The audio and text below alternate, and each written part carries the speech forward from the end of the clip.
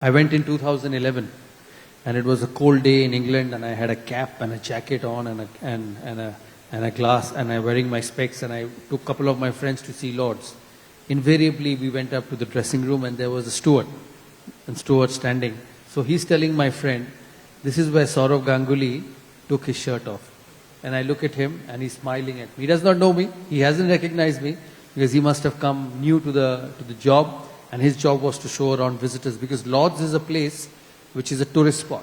You know, people go buy tickets, go to the museum, go to the ground, they take you to the long room, they take you inside the ground, they take you to the practice facilities, they take you to that wonderful museum inside which you've been before. So I remember that steward looking at me and saying, you know that Indian captain Sourav Ganguly, he took his shirt off in this balcony. I said, yeah, okay, I'll look at the video and find out. So that's what it is. So, you know, for me, that win was more important than taking that shirt off. And I think we went back again there. We won many a number of matches, went back to England, won a series in 2007. So that country had great memories for me. My first test at Lords, as you saw, in 1996, where I went on to get 100. So that ground has always given me good memories in my playing career.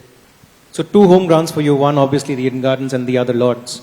And Lords does not have stands dedicated after players, is what I know last. No, there is. There is? There is the Edridge stand, there is the Compton stand, there is the Pavilion. So Lords has stands named after them. Not everyone because they corporatize a lot. If you look at the it's called the JP Morgan Lords. So they look at sponsorships. They are, you know, they just don't leave it empty because it is such a valuable place right in the heart of London, in the middle of London. So it generates enormous amount of revenues. And it's not just a cricket ground. You have conferences there, right. Marriages are held there, birthday parties are held there, people can have meetings, people can have lunches. So they completely use it commercially. You know, there was a discussion in Lords. I know you've seen Lords. I don't know whether Chandrasekhar Babu has seen Lords. There is the back part of the Lords, which is the nursery.